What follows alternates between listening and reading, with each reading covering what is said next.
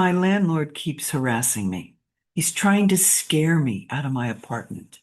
Renters in New York City are protected. The problem is my name isn't on the lease. Only my soon-to-be ex's name is on the lease, and no matter how often I call or write, my landlord refuses to add my name.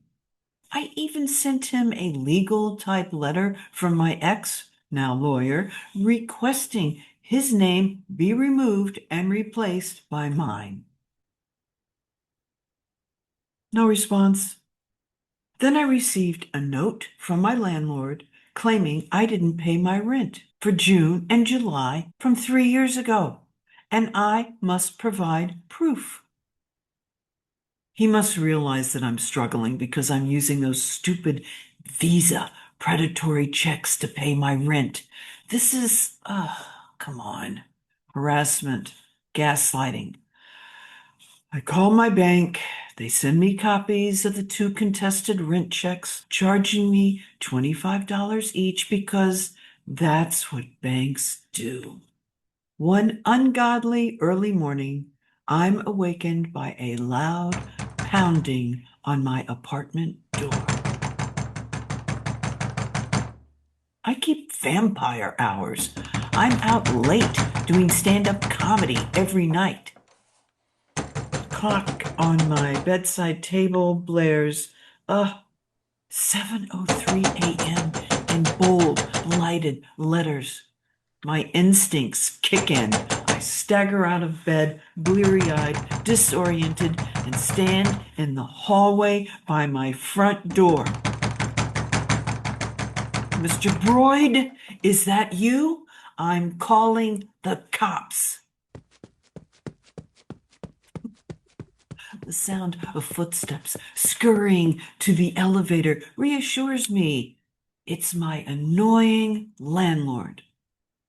All I can think of is Eddie Murphy in SNL. Kill my landlord. K-I-L, my landlord.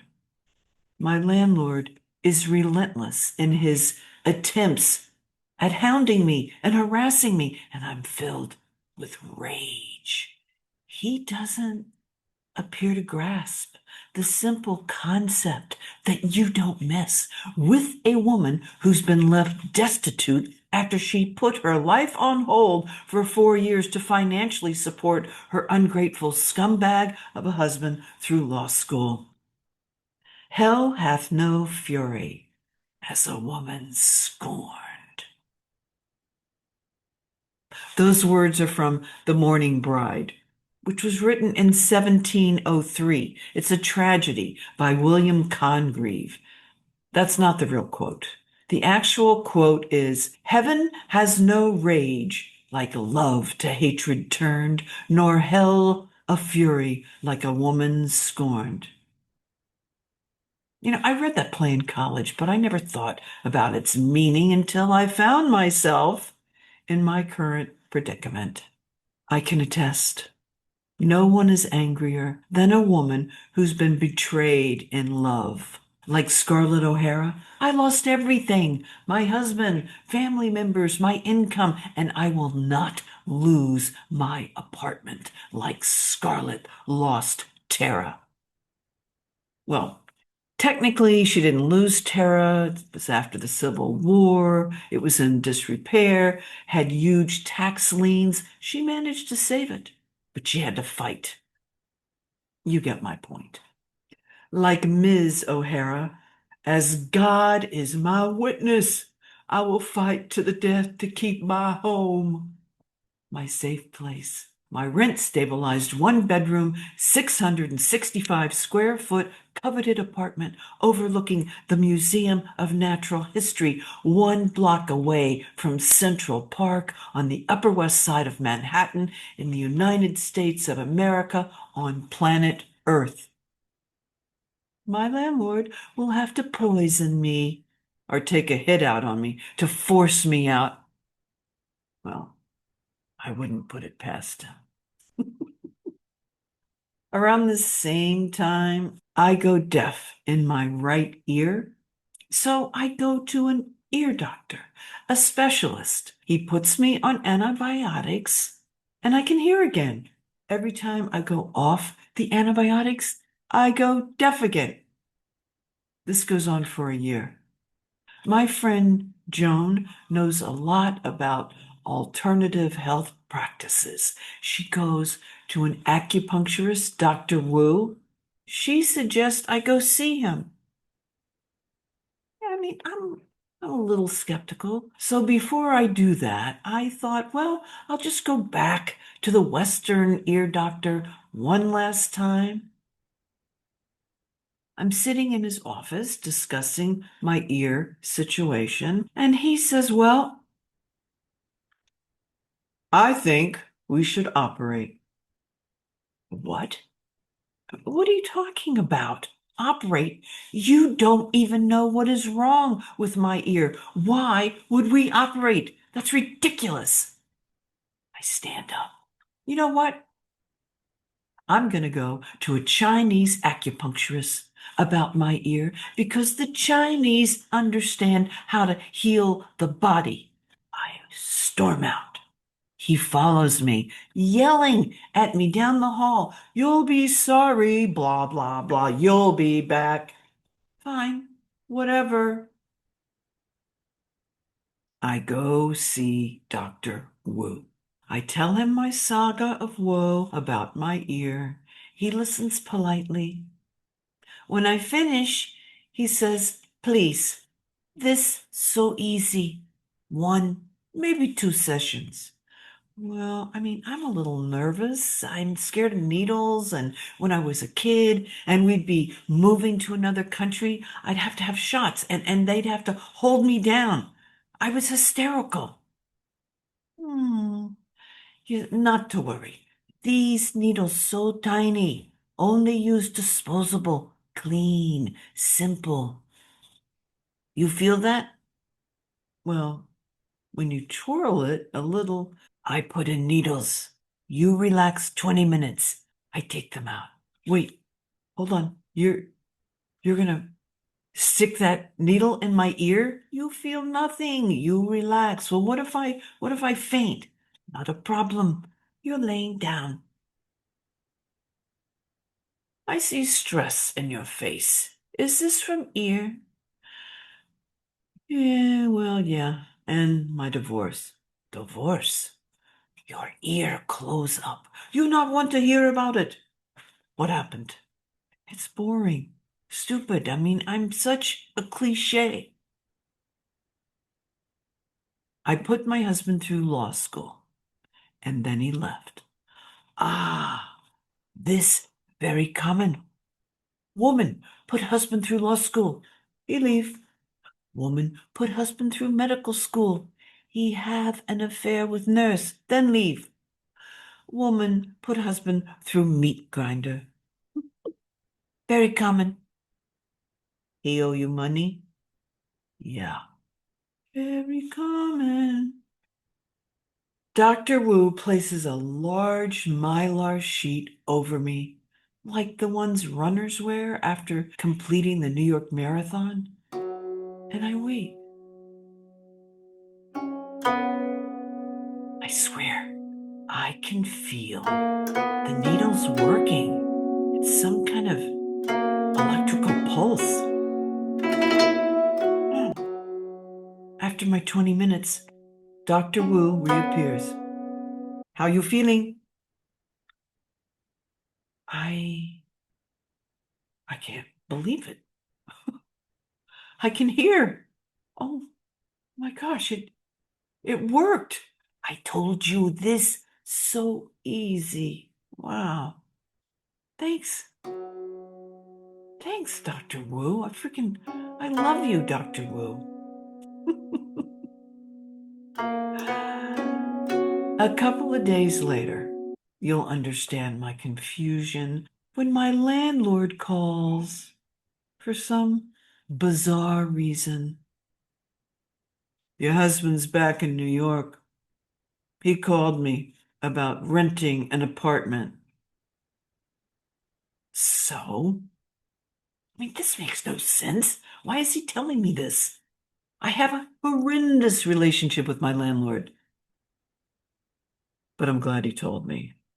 I immediately call Sandra. Remember her, the divorce light mediator who informed me, sorry, nothing we can do. You need to sit tight until Henry gets a job before we can do anything about getting a divorce and retrieving any money. Yeah, that's Sandra. I call her to inform her Henry's back in town. Yeah, meaning he must be working because he's searching for an apartment. Well, thanks for telling me. She has the most annoying, non-committal way of responding. I'll call him. Time to go back to Dr. Wu. I continue to see Dr. Wu for 2 years. I can't afford therapy, but Dr. Wu is only $60 a session, and he helped me so much when I was dating the Latino baseball player, 23 years my junior. Yeah.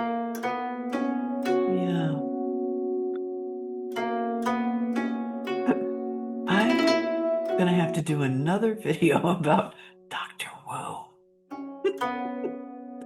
Thanks for watching, you guys. I really appreciate it. I appreciate you being here. I really appreciate you being part of our community. It means a lot. I'm very grateful. And if you haven't already, if you'd like to like and subscribe, hit the notification button, share the videos if you like. And I want to give a special shout out to Randy Land, Kevin K, and JP Page for your generous support. Thank you so much for buying me a coffee or a special thanks. I really appreciate it. Thank you so much. Okay, questions for you. Do you believe emotional trauma can affect the body like the ear situation? Have you ever had that? All right, number two, would you or have you tried acupuncture? Why or why not? Okay, now, questions. Question from a screenwriter's journey. They wanted to know what would be the ideal feature film role for me. Well, it would have to be something comedic. I don't want to be any more grieving mothers or husbands of dead, I mean, husbands, wives of dead husbands and children. Really, what a freaking bore. And it's too emotionally draining. But honestly, I'd rather be in the producer's chair, is where I'd like to be. I don't want to be in front of the camera anymore. Well, here, this is fine. I like this. But otherwise, who needs it?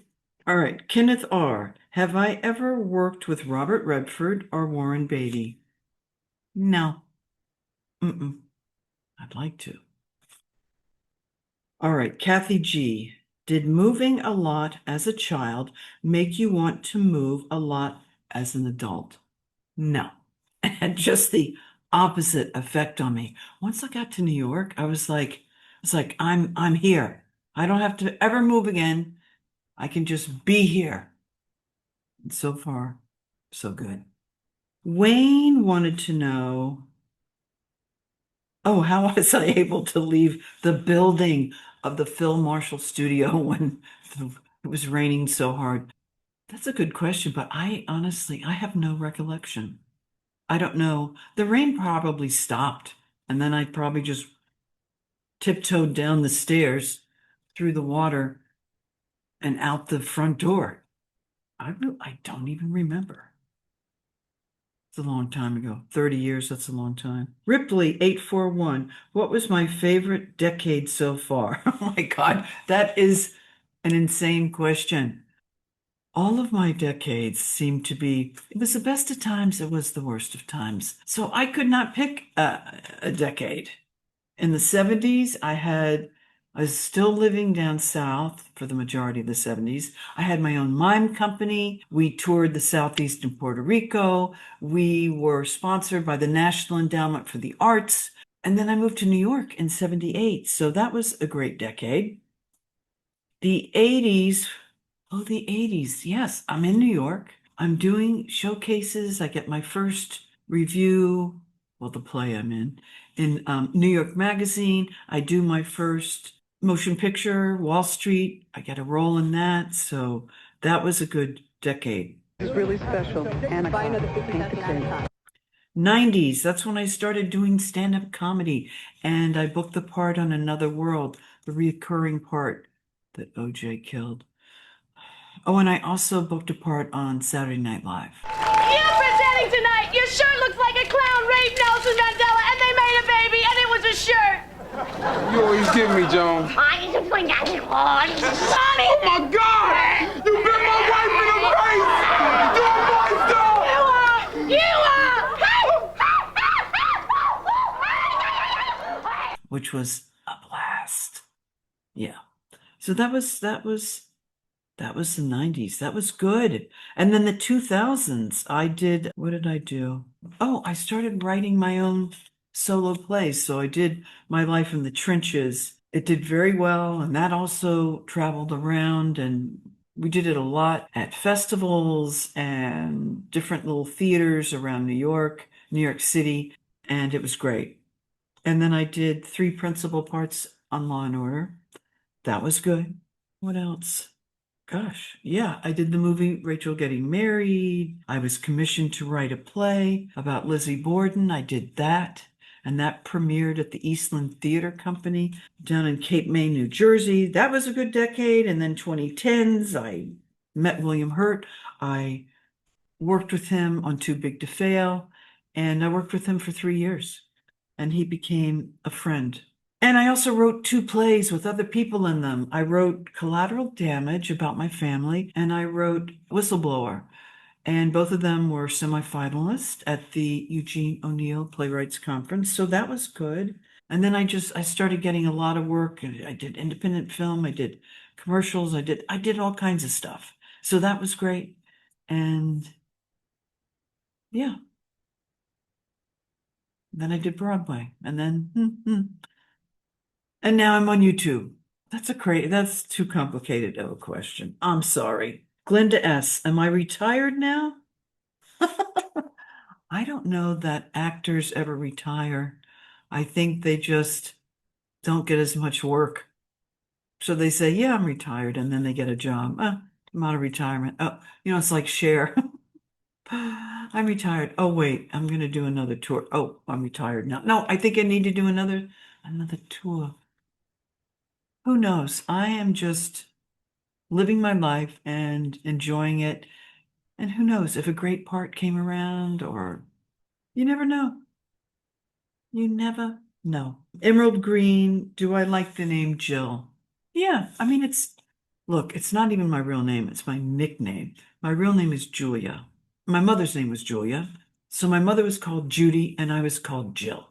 When I started school, and of course they would have your real name on there, so they'd say, Julia Dalton, and I'd be like, it's Jill. It just seemed like such a big name, like it had responsibility to it. And I was just a little kid.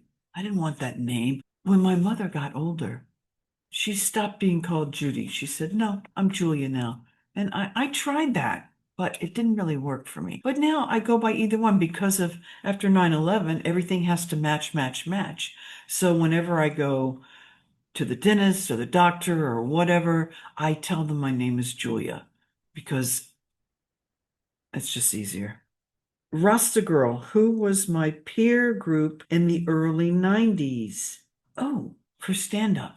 Well, there were a lot of great stand-ups in New York City at that time. Dave Chappelle, he'd been doing it since he was like, I don't know, a child. But he was in the clubs. I used to watch him at Boston Comedy Club. He'd come in and he'd do a set, and I'd be like, this guy is so brilliant. Who else did I see? They were also ahead of me. Ray Romano, Grace Under Fire, who was at Brett Butler. I mean, everybody. Chris Rock, I used to see him at the comic strip. This is before they were gigantic stars, but I knew they would be. I could tell. And as far as the women that I really started out with, they're still in it. The three dames that I worked with the most were Michelle Ballin, Vanessa Hollingshead, and Lee Ann Lord. And we used to do this show every week called Alluring Ladies of Laughter downtown at Rose's Turn or upstairs in Rose, whatever it was called. Michelle Ballin, I thought she won Last Comic Standing season 4, but she didn't. But she made it to the very end. She did win episode 5 and 6, and then episode 9, she was cut and there were only 11 episodes. So she did really well. Vanessa Hollingshead is, I mean, when she started out, she had like beginner's luck. She was offered development deals, which comics were getting development deals then. And she also was offered a regular part on the Drew Carey show. This is before it started. And she turned it down because she said, no, I want my own show. I'm not doing that. Not the best move. Leanne Lord, she is still performing, and she was a writer on the Chris Rock show. So they did well for themselves in stand-up land. And they're still doing it all this time later. I have to commend them. Who else? Oh, Ether Girl. Oh, why did Phil hand over his client box and allow the new owner of the gym around the block to come in and take all the classes? That's a very good question. I never thought about that, except I thought maybe he did sell it to them. But he was so crazy, he would say it was stolen. And we were all trying to figure out who stole it. Oh, I bet it was her. No, I bet it was her. No, it was so crazy. But he did end up working for the gym around the corner, which is a huge global empire now. He doesn't work for them anymore, I don't believe. I did Google him. But, Phil is not his real name, and that's not the real name of the aerobic studio because I don't want to get sued. But he is still teaching, but he has a lot of private clients, and he teaches in Saturday through Wednesday in Sutton Park on the Upper West Side of Manhattan. So he's no longer on the West Side. He's on the East Side. Moving on up to the East Side, to that deluxe apartment in the sky. All right, you guys, I think that's it. I mean, I probably forgot something, but tomorrow is another day, Miss Scarlett. So thank you guys so much for being here. I'm just so grateful to you. And I think I'm going to do another video. I don't know if it'll be next week, but I'm going to do a video with my Latino boyfriend and Dr. Wu, because they have a connection. I know, don't ask. I think that's it for now. All right, you guys, I love you. Mwah. I hope you have an incredible week. May you prosper and be happy. Yeah, and I love you guys. Okay, ciao. Sayonara. I should say sayonara. That's Japanese. Okay, bye.